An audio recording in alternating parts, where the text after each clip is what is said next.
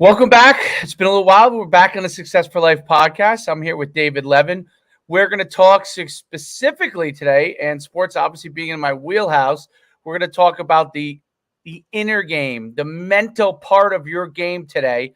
And we're really going to drive that part home and really get to understand that. And there's no better expert than David Levin. I'm David Schuman, but this is David Levin here to be able to talk about this.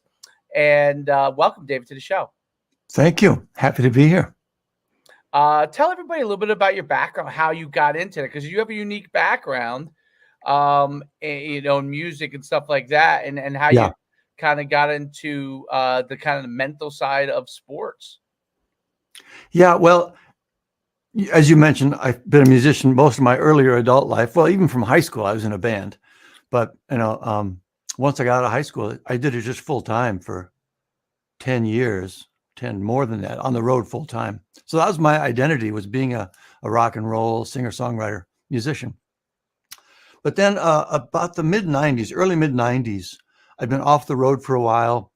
My wife and I, to-be wife at the time, had settled in our nice little house, our first little house in Minneapolis. Excuse me. And from the outside, I think it's fair to say that everything, looked great. I mean, this kind of youngish couple happily building their future lives. But inside, I was starting to really struggle. Like I said, I'd mentioned, I was having a hard time figuring out kind of who I was outside of music.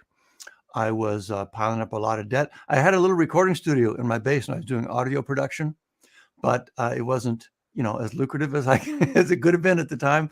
I was piling up debt. Like I said, I was starting to put on weight, which had never happened before. Things were just feeling like they were starting to slip out of control a bit. And the worst part of it was that looking forward, I couldn't really see how the trend was going to change. I mean, things were still fine, but just looking forward, it just felt kind of frightening and worrying. How are things going to get better? I don't understand what's happening now. I don't understand now why. I know what I should be doing. I know it would make me feel better. And for some reason, I'm not doing it. I don't understand it now. How's that going to change? But one day I had this strange experience. I've come to call it my Wizard of Oz experience. And basically what happened was I felt like I sort of clicked into this different perspective where all of a sudden I saw how the inner game really works. And by the way, this experience is not 100% unique to me. If you're a sports guy, you might know the book, The Inner Game of Tennis. Classic book. We can talk about that later if you want. That the author of that had that same sort of insight. There's something else going on I hadn't observed before. A famous book from a different direction is from a guy named Eckhart Tolle, The Power of Now.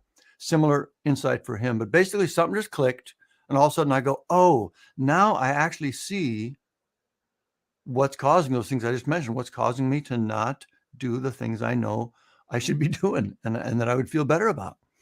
And from that point on, everything in my life started to shift. I mean, it takes a while for things to really manifest and show up and, just be actually different.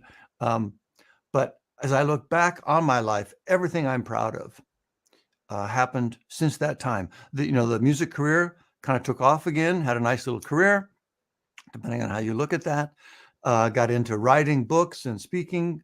Been just, remarkably fortunate there. One book wrote with a friend of mine, over 1 million copies sold.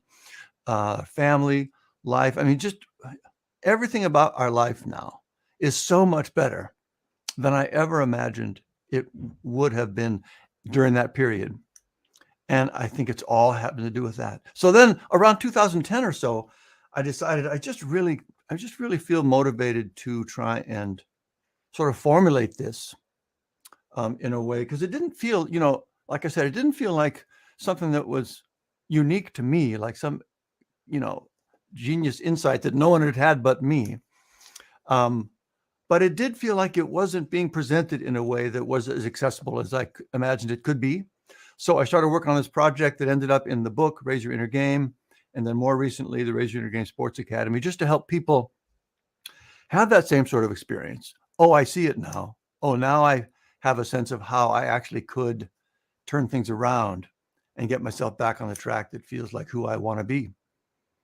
What are some of the things that you feel? I guess first people in general struggle with What did you struggle with as far as being able to get on track and be able to get yourself moving in the right direction? The big thing is what I touched on a minute ago. It's just this sense of, we know what we should be doing. If you say to me, I've got a problem with my weight, we both know what the answer to that is, right? I mean, I've got a problem with, impulse control around money, Mm. managing my money well. I've got a problem with being present with my family and friends. I get distracted. We all know what things we could do, at least we know theoretically, that would help us be more successful, probably, certainly help us feel better about ourselves, help us be a better service to the people in our lives, but we don't do them. To one degree or another, we consistently come up short of what we even know for ourselves. We don't need to learn a whole lot of new stuff. If we could just close that gap between what we know would serve us well and what we actually do, things would be just transformed. That's the big thing. And it's sort of a downward spiral too, because it feeds on itself. Every time you again know you should be doing this and you don't do it, it adds to the weight of that argument to not even try next time. You keep telling yourself you're going to do it. You never do. Just give up. It's just, it builds on itself to expand that gap between what we're doing and what we want to be doing, if that makes sense. Yeah, that makes a ton of sense. Almost a self-sabotage, should I say? People, why do people self-sabotage? Obviously, no one does it intentionally, but what are the things that people get into that end up becoming a self-sabotage that limits their ability to move forward? And then I definitely want to go to athletics because Yeah. um, me being in sports and my business being in sports, I want to hear about that. But what Yeah. is it? Because I see this happens in everybody's daily life, and the people self-sabotage. What are some of the things that fall into that? How does that happen? I got a couple different kinds of answers that aren't going to be what you normally expect to hear. Whatever you that's you're the expert. I want to hear from you. Normally, when people consider the answer to that question, they end up thinking about the particular kinds of thoughts we have. What is the thought that I'm hearing that's making me self-sabotage? And there'll be things like, you're not worthy, you can't do it. Maybe if you do try and make yourself better, you're going to lose your circle of friends. Maybe there's some deeper sort of historical trauma. We look for those kind of things. And I'm not saying those kind of things aren't having an effect. But where my work goes is more of a mechanical approach to that. So here's what I mean by that. It's not necessarily what the thought is that comes up and says, don't do it. You don't need to do it. It's the fact that the thought is there. I'm not standing up very well. Let me try it one more time. If you and I are both in the same situation and something's making me self-sabotage, I'm hearing a thought that's causing me to self-sabotage. It's a different thought than you're hearing. Our own biography, our own story, our own life situation makes each of us hear different arguments that go into that self-sabotage. But at a mechanical level, it's exactly the same. And here's what it is. There's a moment I'm focused on doing this, like say, for example, not having a snack today before lunch, if it's a weight loss sort of focus. That's my intention. I'm going to resist snacks today. And then all of a sudden there's a moment where something comes up. It's a thought. Oh, it's fine. And again, mine will be different than yours, but the mechanics of that thought coming up are the same for both of us. And that's what I clicked into back in that Wizard of Oz moment. I realized it didn't matter what the argument was that was pulling me off track. It was the fact that something was initiating that argument. It's like there's a person standing there saying that to me. So rather than trying to get all wrapped up in debating with that argument, well, whatever you do, you would counter whatever idea was pulling you off track. Now, when I picture it as actually somebody there, I just say, cut it out. No, we're not going to do that. So the shorter version of the answer to your question, why do we self-sabotage? It's because in the tiny little moments that go by so fast we hardly even see them, but in those moments we are getting pulled off track, pulled away from our intention by some sort of argument or resistance or something that happens internally. We are being persuaded by that argument. And if we can break that response, that cycle where we just unconsciously, we engage with the thought, we're like, oh, you're right. And all of a sudden we're eating the snack. If we can engage with it at that level, it gives us a remarkable amount of power to stop self-sabotaging. Is self-talk a big part of it? So as an athlete myself, and even when I've coached, I talk to myself. All right, come on, let's go. You can do it. Hit like when I play pickleball. Okay, return. You're gonna have a great return here. Return the ball, right? So I do a lot of that. Now I've always done that as an athlete. Like no matter what sport I played, I don't know exactly where I picked. I'm somewhere along the way I picked it up. My father still is a coach. He's 80-something years old, but is a high school coach for a million years. So maybe somehow that was ingrained in me or taught to me. But it was something I always found, especially when I found myself in a slump. I do it even more. And I've taught, I always used to teach my own athletes that, and I'll give a quick example, but when I'm in a slump and, I play a lot of pickleball, right? And I play pickleball and sometimes, you're just not playing well, right? But I've always been able, like when it's like 9 or 10 to be able, I don't always win the game, but if I get down, but I've come back many times and I always tell them they're going to have the Greg Norman effect. Greg Norman, when he had I said, I'm going to create the Greg Norman effect. And it starts to happen as I talk to myself first. And then as I start to come back, I start teasing the other player. You got the Greg Norman effect, and they start to I can see them start to think that this is actually going to happen. Now, sometimes they handle themselves and they're able to win, right? But I've always felt confident in that aspect. And I once did this with a player I coached who had a hard time catching the ball. Great athlete, but for some reason, like we would do it in practice, but when the game would come, drop the ball, right? That's definitely a form of self-sabotage. Something's going on before the ball gets there, right? Yeah. So I used to, this is years ago, but I told him, get yourself a tape recorder and talk to yourself, leave it under your bed and say, hey, I can make the catch. I can make the catch. And I thought, I said it half jokingly, but like basically get a strategy. I said, get a Tony Robbins book. I don't care what you do. Here's some books that can help you and do it. Well, he did it. And he actually put the tape underneath his bed, which was shocking. But what was so interesting about it, it worked. He never dropped balls after that. It wasn't his skill set because in practice, he'd catch a ball. It was when he got in the game, something was getting in his head, and he's taught himself how to self-talk and create a better situation before the ball gets there, right? A lot of people, right before the ball gets there, they talk themselves out of catching. People are like, how did they not catch it? I see them catch it practice all the time. Because right before the ball gets there, something creeps in their head and they drop it, right? Exactly. Is that part of it?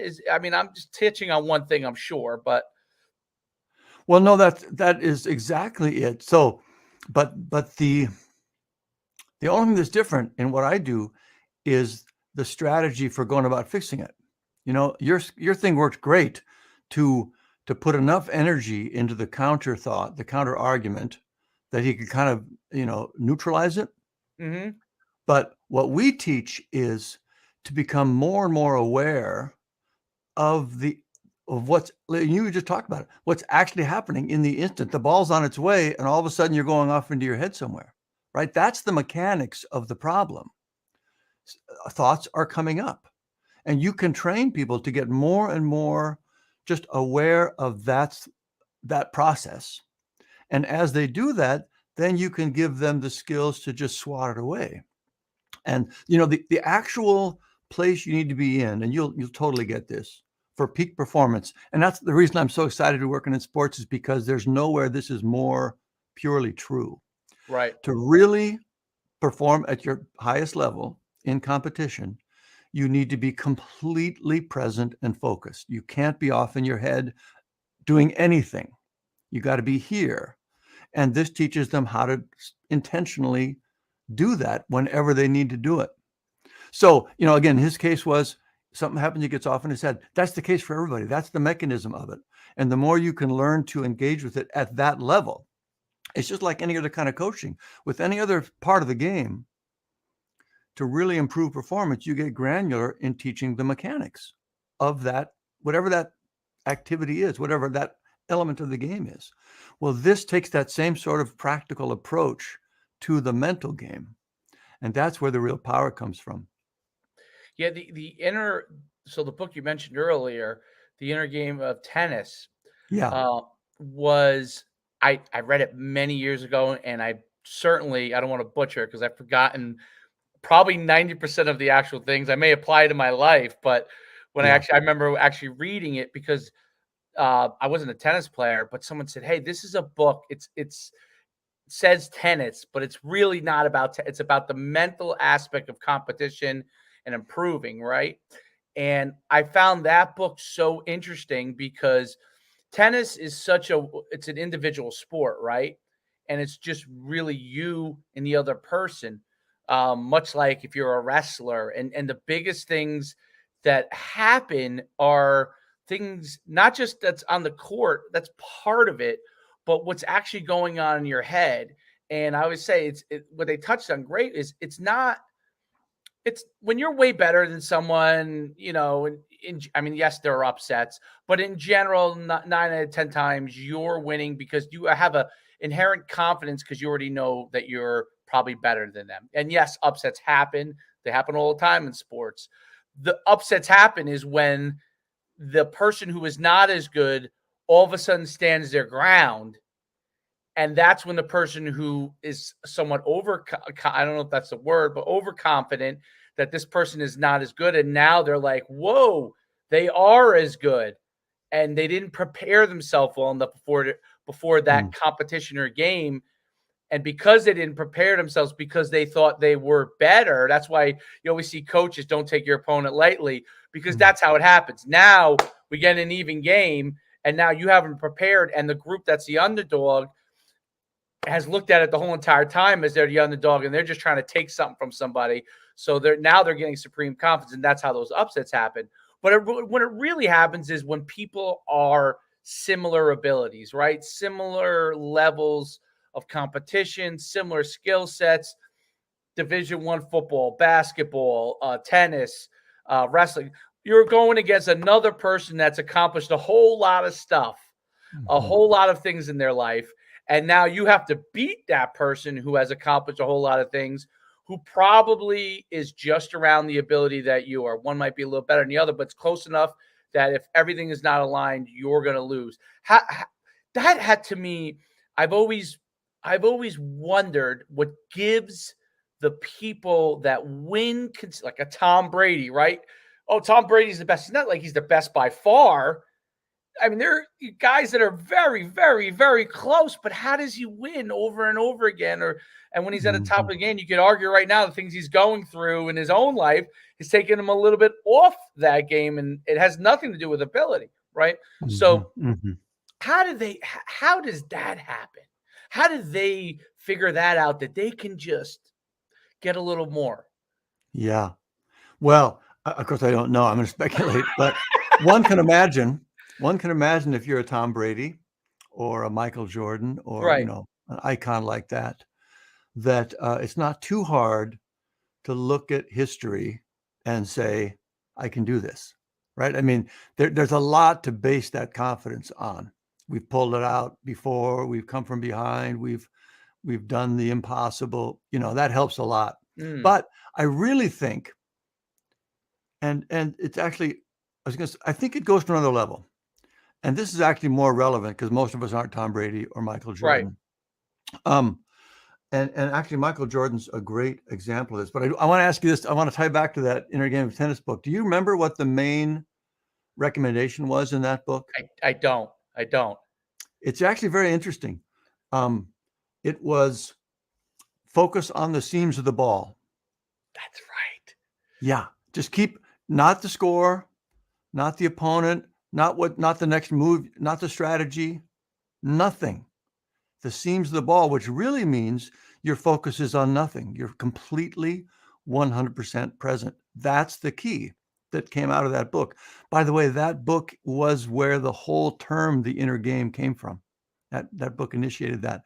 But here's the part of that little insight about some sort of a gimmick, and I don't mean that in a pejorative way, some sort of a technique, a trick to get you present and out of the situation, out of the story, but just right into here. There's another piece of that I think gets overlooked. Well, I know that I overlooked when I read it, which is that works, but it only works when you've done the training so that your body and your subconscious mind absolutely know what needs to be done. So, you could, when I was a kid, I read that book. I was like, oh, it's just like magic. I'll just focus on the seams of the ball and I'm going to be a great tennis player. But I forgot the part. I've got to learn how to be a great tennis player first. Right. So you've got to, the real key to peak performance is to train and train and train and train and train till the skills you need and even the knowledge you need, like when this happens, do this, moves into your subconscious mind. You know it so deeply you can't not know it unless you get pulled off track in your head. And then you work on the skills to not get pulled off into your head. That's and some people just have it. Some people find things that work. Right. And again, like your thing with the kid catching, there are all kinds of ways to do it. I've heard of other techniques where, again, with tennis, I think it was where just focus on the feeling of your shoes against the court. They're all the same at a meta level. They're all the same. They're using some sort of physical sensory trigger to get you back in the present. If you think about, the training around meditation and stuff, right? It's just focus on the breath. It's not because the breath is important. It's because you're focusing on something physical in the moment where everything else can fall away. That's the key. But you've got to have that training first. Otherwise, you're just, there's nothing there to bring out. Does that make sense? Yeah, no, it's very true. It's I did track and field in high school and I was a hurdler but I was also a sprinter. And when you'd run the 100-meter dash versus the high hurdles, there was a different thing you had to do. You had to, in the 100-meter dash, you want to drive out low and your body comes up over time, right? You want to be able to keep that drive phase as long as you possibly, the stronger you are, the better you're able to do it, but you want to keep as long as the hurdles, you can't do that because you got to get over the hurdle. If you kept the drive phase, you go right into the hurdle. So after your second step, you have to get an explosive drive. And after your second step, you have to get ready to rise. So you're able to be in position to go over the hurdle. Mm-hmm. And I always thought that, like, when I would go into the hurdle race, you have to think of those two things. And the rest of the race literally took care of itself. Sometimes your better race is a worse race, but it took care of itself.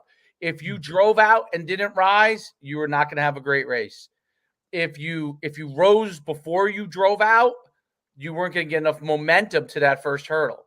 Mm-hmm. So you had to nail those two things quick, and literally the rest of the race would take care of itself. At any time I ran a great race, those two things were always taken care of. If I didn't take care of them, if something else got into my head, I was like, oh, I got to get a better start, or, I know the guy I'm racing is on par with me. I really got to get out. And I remember I was in high school. I was the state champ my junior year in the high hurdles. And then the next year I was by far the favorite. And the track at Princeton University, they just put in a new track. And this is the old days, by the way. They didn't let you use blocks, which was the most ridiculous thing ever. Well, I was a big, powerful guy, explosive starter. So without the blocks, it really neutralized my ability to explode the same way. So the whole time I was thinking about not slipping at the start. Instead of just focusing on what I had to do, just adjusting I was trying not to slip. And it got into my head, and mixed with the adrenaline, I slipped, which is what happened. And then I exploded and never rose up. So I actually had caught the guy by the first hurdle, but because I wasn't in position, I kind of was in an odd position where I wasn't really high enough to just step over like I normally would. And it caught my foot underneath my foot. It never happened to me.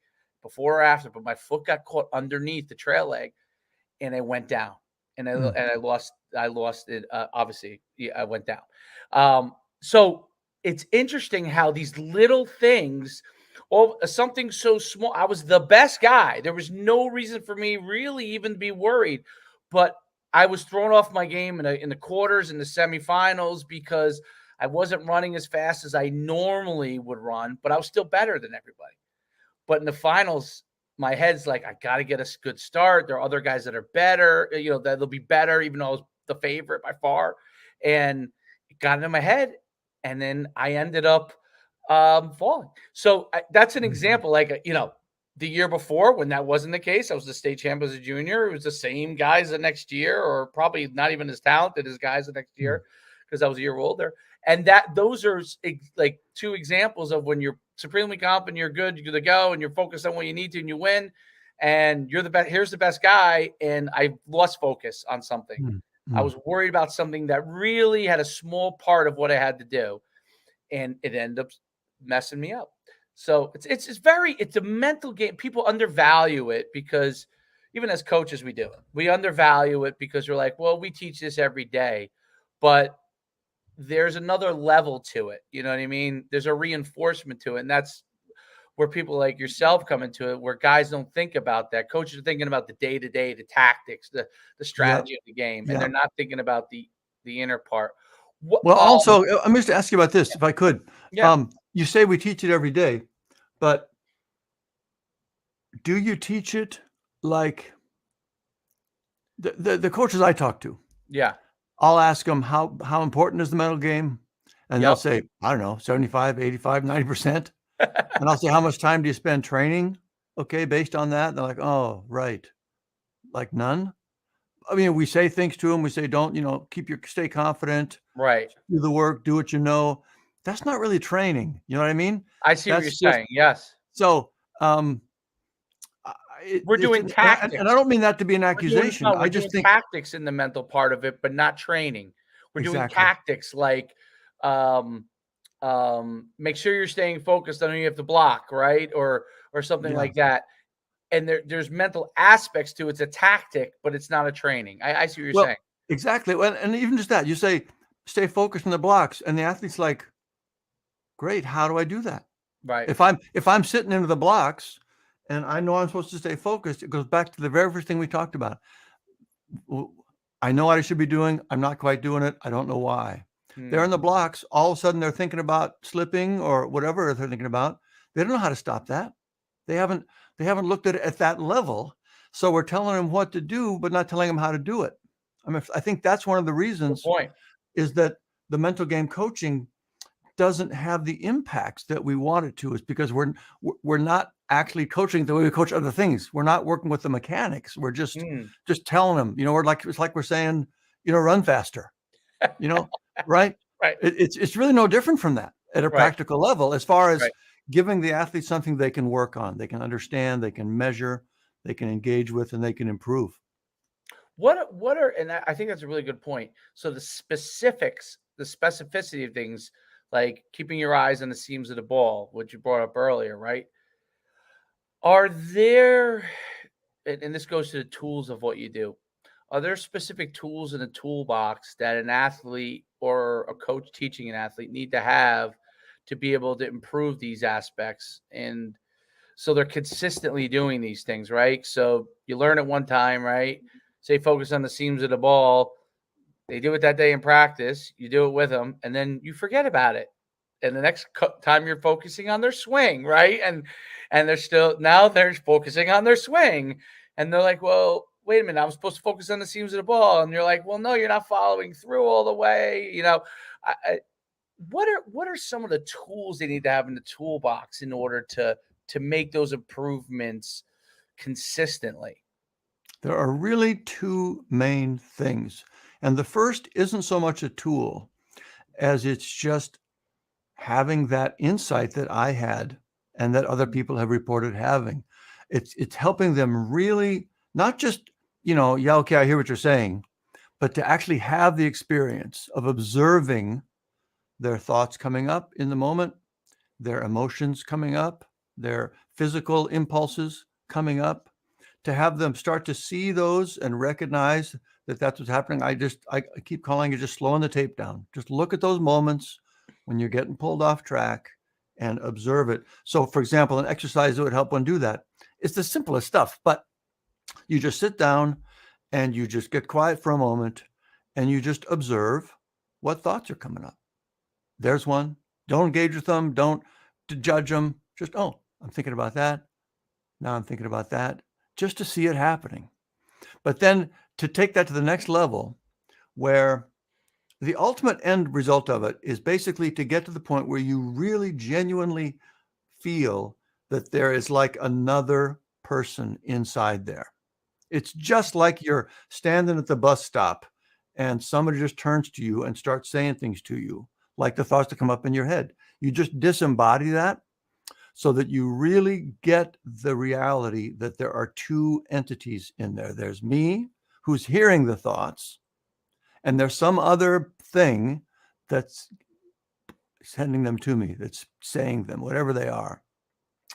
Once that gets super real, and again, I'll tie that back to my Wizard of Oz moment. If you picture that scene in the Wizard of Oz, right?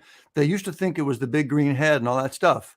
And all of a sudden they realize, oh, it's the guy over there just pushing the buttons and levers. There's nothing to it. Once you get that, you can call it the duality, the essential duality of our nature. Right. And another way to illustrate that is this thought. There's a difference between thinking and hearing thoughts. When I'm thinking, I'm talking to myself. I'm doing this. I'm working on something. Most of the time, I'm hearing thoughts. Your brain just spits stuff up constantly. So again, I'm repeating myself now, but the step one is to really live the reality of that. You recognize I'm working on this. All of a sudden, my brain goes, have any emails come in? I should check my phone. Or I'm in the starting blocks. All of a sudden, my brain's doing this. That it's come from somewhere else. Once you get that, once an athlete gets that, everything else grows naturally from it, and they're never going to forget it. You know, the seams in the ball thing, that is a tactic that you can forget and go and just get off onto something else. But this core thing, once you recognize it's happening, you'll see it constantly. You'll never stop seeing it because that's how our inner life works. And then you can bring in the actual tools. Like here's an example. The first tool we teach is something we call no quiet, like no comma quiet, like you're saying that to somebody, because that's what you're doing. You're in the moment, you're focused here, a thought comes up, and just like it's somebody there, literally a person, you metaphorically turn to it and say, no, quiet. We're not talking about that now. And that's all it is.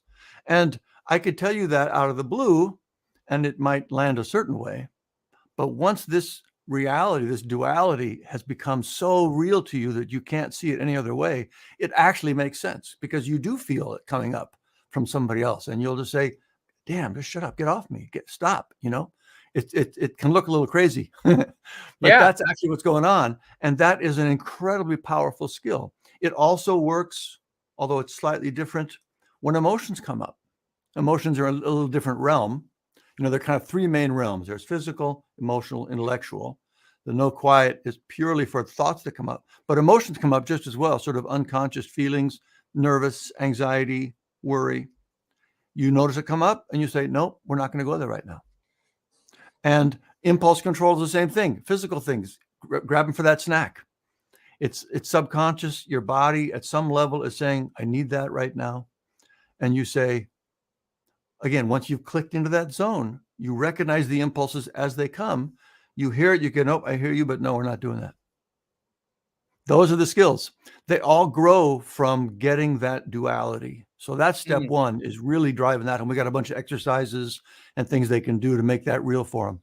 And then we give them little practical techniques for bringing it to life. Very interesting. Now, what are some of the places that you're working with or currently working with? Schools, or is it? Most of our work has been, again, high school, college athletes. So I just finished a course, just a private coaching thing with a 16-year-old soccer player.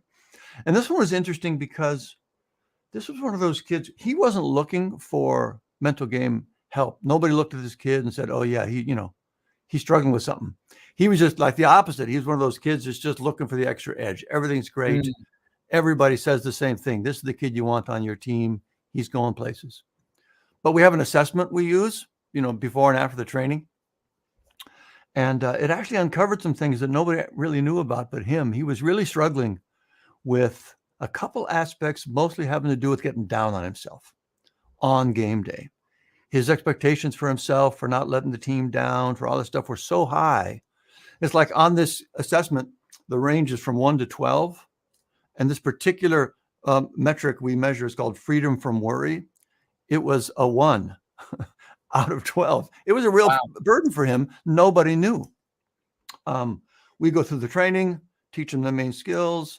There's the core training, and then there's like a 4-week period where they practice it every day and they note what they're experiencing in their workout journal. At the end of those 6 weeks, that no worry score, freedom from worry score, was up 800%. Wow. And he wasn't looking for anything. But all of a sudden, and this is the best part of it, I loved about it was, about halfway through, he had a tournament over the weekend. And afterwards, I was like, I'm dying to hear how the skills, we worked on, how they helped you in those moments when you started getting down on yourself. And he said, yeah, it didn't really happen. He didn't even start getting down on himself because he'd broken that cycle. And he started to connect with how that, we call it inner gravity, how it works on us. And just being aware of it day to day, the problem hadn't even popped up much on its own. But anyway, that's the kind of stuff. Well, I think that's, highly competitive athletes, that is sometimes one of their negatives is that they're so competitive that if it, for some reason, isn't going exactly the way that they want it to, they start blaming themselves and getting on themselves, which ultimately pushes your performance in the other direction. You have to stop that. But what's interesting is, and I always find it so fascinating, but what Michael Jordan said about, because obviously he's so celebrated for all the game-winning shots he made, but he's missed so many more than he's made. And he said that, and obviously somewhere along the line, he developed that freedom to miss because, because if you were someone that dwelled on, you don't want to give the game-winning shot to a guy who's going to get down on himself every time he misses it, because you're going to miss more of those than you're going to make.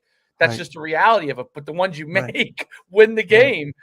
So it's an interesting component. So obviously at some point, either, however he did it, he figured that. But that always sticks in my mind because that's what you're talking about, that freedom to allow yourself to just compete and not worry about whether it's a win or a loss, or, you can address all those things after, but in the heat of the competition, to not worry about that allows you the opportunity to take the game-winning shot, right? Because how many pros, they never take their game-winning shot, right?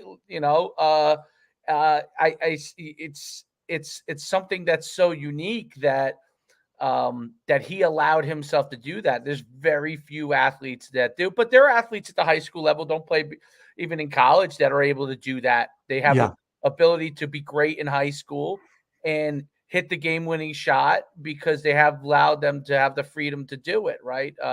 That's a really interesting point. And I think that's one of the things that athletes really have to strive for, because it is a weight. It's a weight that people put on themselves, right? And then all of a sudden they're passing the ball at the end instead of shooting it, right? Yeah. It's like, you want to take that shot. You want to have the opportunity. Yeah. It's funny. And this is so interesting. And I find it because I coach my son's 7 years old. A very, very good athlete. He's got some good genetics too, but he works hard at it. But he's one of those guys that's super intense, like just super, wired, and we lost the game. It was a flag football game. We lost the game the other day. It's first lost. They'd won a bunch of games. They lost the game. And I said something to him and he responded, which was amazing. And it was really honestly by accident. It's the end of the game. We were like 40 yards away from a touchdown. They had pushed us back and it was like 4th down and there was no time left. And I said, you roll out. If you have a receiver, throw it to him. If there's nobody there and you want to take off and run and get as far as you can get. And what was amazing was there was nobody was open because they did a great job covering the guys. And he took off and ran, and he got to the 5. A kid dove at the 5-yard. He had faked out like 4 guys, but it was one of the most amazing runs. I almost felt like it was accidental by me. I freed him. I didn't say try to score. I said get as far as you can get, and it allowed him to just to do his best. And then obviously he was upset that he didn't get in the end zone. But everybody came over. The other teams that was an amazing how you almost got there from 40 yards away, right? Which should not have happened. When I said get as far as you get, it was more like, hey, get as far as you get. They'll probably end up pulling your flag, but it kind of freed him. He just went out and competed that play. And it ended up being an amazing play, and it stuck in everybody's mind, But someone who's so competitive, I kind of pulled the weight off of him. As a quarterback, he's very, he's focused on all the things he's got to do, and it just kind of pulled the weight off of me. Just went, and I think that's what you're driving home, like as to try to be able to have the freedom to just go compete. And by doing that, you'll probably end up doing your best, 100%. Training. If you don't train, all that stuff is irrelevant. The competition's irrelevant if you're not doing the other stuff. But even in practice, right? Giving them the freedom to make mistakes in practice. 100%. That it all ties back to that ability to shut down the thoughts in the moment and be focused and present. I mean, I mentioned that my background was in music and songwriting and all that stuff. You wouldn't think so necessarily, but it's so much the same. I mean, songwriting is 100% about learning.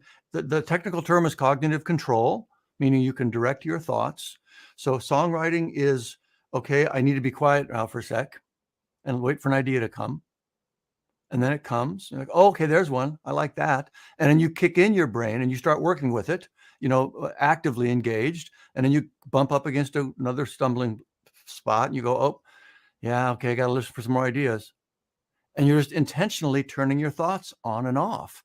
It's the same thing you have to do. The maximum creativity comes when your thoughts are quiet. You talk about, when kids who are really driven, they have their own reasons for being in their head a lot, right?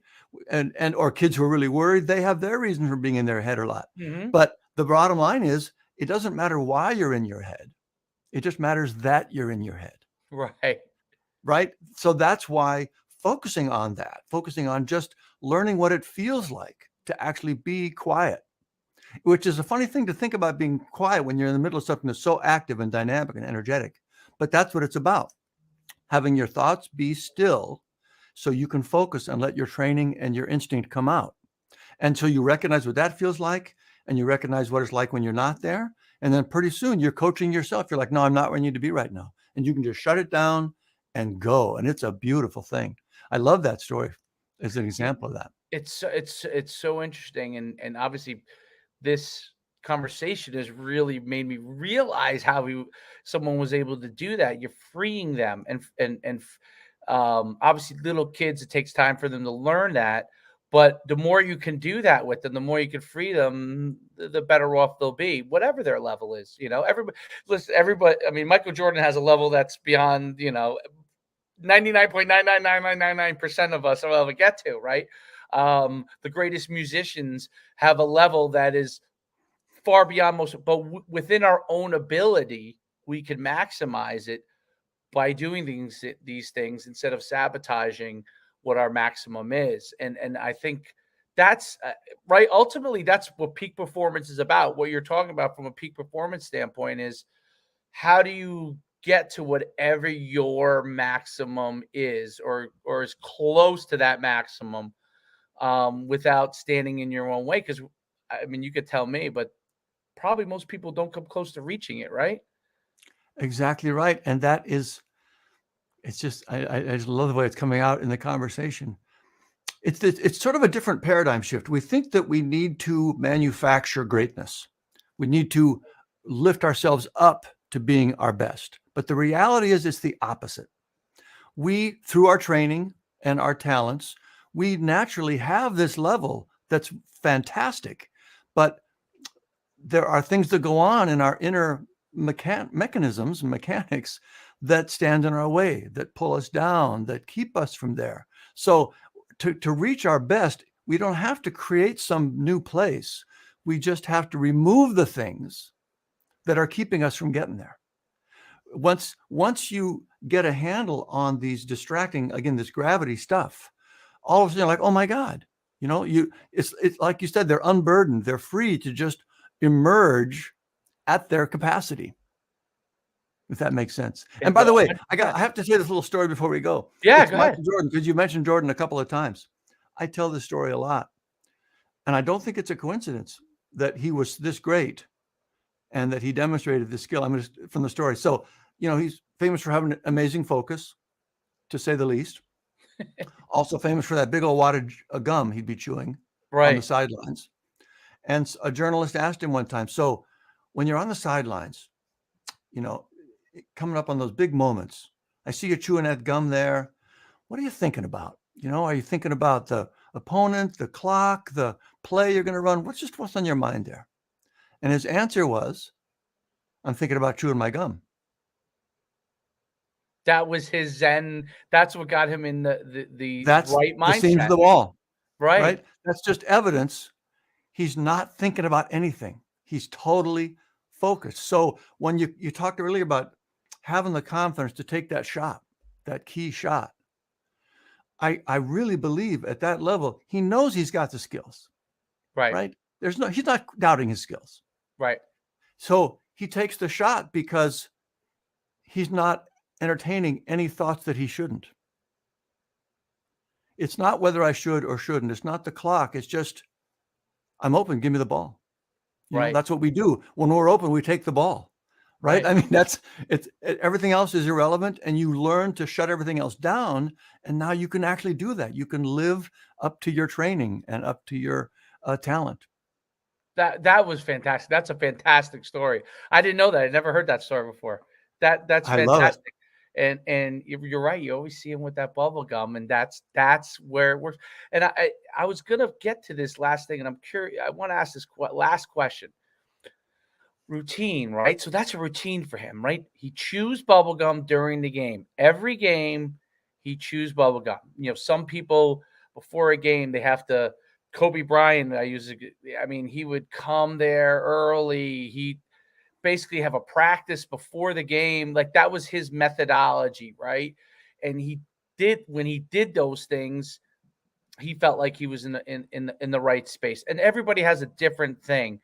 How important is it for someone to develop a routine that's consistent and that works for them, and not, change these things up? Like, sometimes you have to change if it's not working, obviously, right? But how important is it to develop these kind of things, or do they naturally happen? Like, do you naturally end up developing routine? I don't know. It's the chicken and the egg thing, right? That makes it work.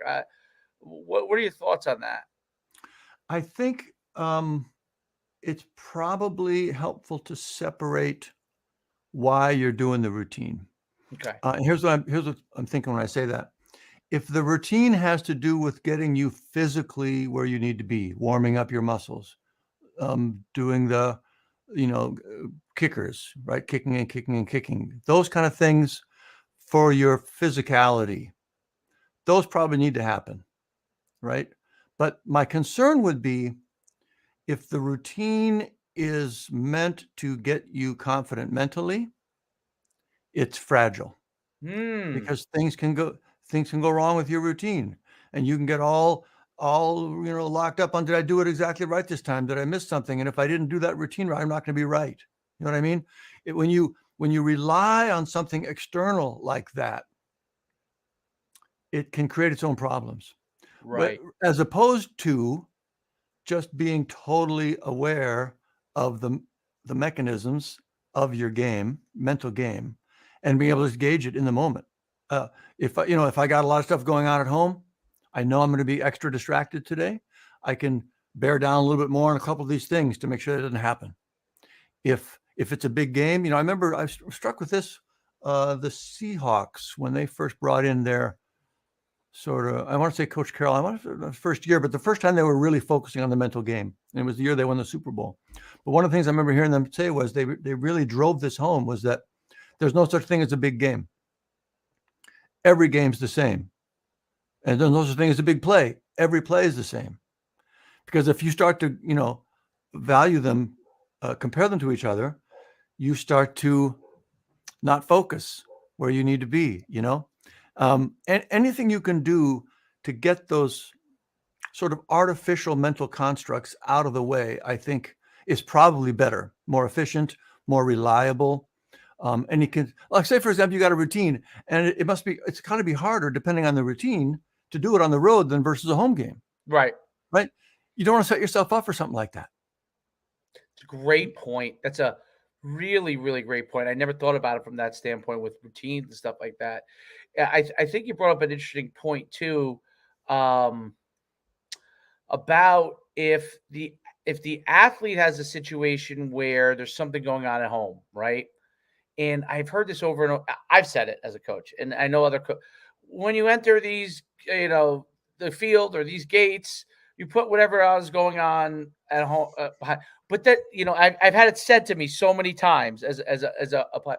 But the reality, especially with teenagers, I mean, older adults, maybe they can do it, but like that's what I say, even with Tom Brady, it looks like it's creeping in. He's slamming tablets every week, much more than he ever has, right? So how do you handle, because this is where I think coaches struggle. I really think coaches struggle, and they need people like yourself. That part fails a lot. I mean, I've seen kids, they come in, especially kids who have tough situations at home. Something goes wrong at home, dad hits mom. Now they got to go to practice, or mom hits whatever, they got to go over to practice. Now they got to go practice. Chaos is going home. They sprint over to practice. They're not right. Like, I've had kids that were crying after practice. You didn't know why they were crying. And then you dig and you realize, shoot, like, so how do you address that with a young athlete, a teenager? I mean, teenagers have the hardest time with it probably, but college athletes probably have a difficult time with it too. How do you address that with kids, to be able to help them get through those things, still be able to perform? I mean, that's a difficult situation. It's a super difficult situation. And as you say, it's especially true, I think, for teenagers, because there's so much else going on. Right. And for them developmentally and socially. But that is the beauty of a mechanics-based approach. Because if the kid's coming in and he's got home troubles or he's got relationship troubles, the actual solution is exactly the same. It's still the mechanism that's pulling them with their focus is still the same. You're trying to be here and something's pulling you over there, right? So you don't have to address it in a unique way. You don't have to talk to every kid in their own unique situation. All the kids can fix it with the same techniques. Again, you get super clear on what it feels like to be focused and present. You get super clear on how, when things are coming up that aren't, and here are the skills you use to set those aside. Now, certain things, I don't want to dismiss this. Certain things really do need attention, and they're important, and they're powerful, and you have to address them, but you don't have to do it right at this moment, right? One of the skills that comes out of this cognitive control, emotional self-regulation, is the ability to turn to that person that's saying, yeah, but remember that thing, or what they said, or whatever. Just turn to them and say, no, I get it. I agree, it's important. Not right now. We're going to talk about this tonight. Great point. And they can set it aside. It's the same work. The only thing that is different, and again, this comes out of the training, we directly address it. What we do is we refer to it as whether they're in a high or a low gravity situation, which means sometimes in our lives, things are easier. Our mental game is easier. It's easier to focus. Other times it's really hard. There are things going on that are really, really distracting. All that means is we need to take the skills and tools that we have and be more dedicated with them. Just a little example, but one of the things we have people do, because it's really connected, is to take one sort of thing that you might call a bad habit, For me, it's watching the news too much or reading the news online, and starting to monitor that and cut it down and try and be more intentional with it. Not necessarily 100% off, but just I'm going to do it 2 days a week rather than 10 times a day. Just have some intentionality with that. There's a bunch of good reasons for it. But so in a time when you're in a high gravity situation, there's a lot going on at home, for example, or we're coming into the championship games, right? Genuine difference of load on you psychically and emotionally. Well, during those times, be more rigid with avoiding those bad habits. Be more on top of doing your daily kind of sitting exercise, kind of the meditation kind of stuff. The tools that you have to keep your game strong, just be better focused with those, and that helps you manage the higher gravity situations. I That's don't know if that makes sense, fantastic. but Yeah, that makes a ton of sense. Wow. Wow. Like I learned a ton today. I oh, didn't know what great. I was getting into, but I'm really, really glad we had you on because I learned a ton. These are always things that I'm so fascinated by because it's uh, every individual is different. What motivates every individual is different, but there are tools and there are methodologies like you talk about that could really address these things across the board to help everyone get to that consistent level so they're able to be free to compete. I can't thank you enough. Please tell everyone where they could find you, best way to reach out to you, and where they can get. I'm assuming they can get your book on Amazon. I'm assuming, For but sure, the book is Raise Your Inner Game. If you're a coach or if you're thinking about the sports context, I wouldn't necessarily recommend going there first. okay, I mean, it's the same material, but it wasn't written for sports at all. It was written for adults in the workplace and their lives and stuff. And it's the same core concepts, of course. But as far as what's going on now in the sports application, it's raiseyourinnergame.com. And there are kind of two tracks here. Everything's right there, super simple to figure out. But there's either just individual work, private coaching. That's probably going to be the parent's decision. And we also have training for coaches to help them bring it to their whole team at once, get the whole team on the same page, get those skills on board. That's super powerful. And both those tracks and how to get started with them are right there on the site. that's fantastic stuff. Make sure you guys check out David Levin. This I mean, it was a transformative interview for me. I mean, I learned a ton and a lot of things that I had questions about. You always think, oh, am I doing things the right way? And there's always things you can learn. I learned a ton today. I mean, most of these things are supposed to be 30 to 40 minutes, right? With 57 minutes, which is amazing. I probably could talk to you for 5 hours. So I'm thankful that you spent the hour with me.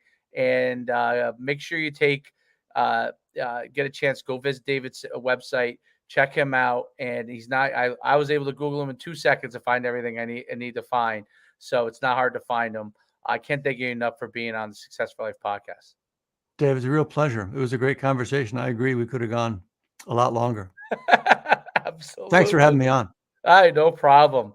Till next time for the Success for Life podcast, please subscribe, like. I mean, we love doing these podcasts with these great guests like David, and that always helps build that algorithm.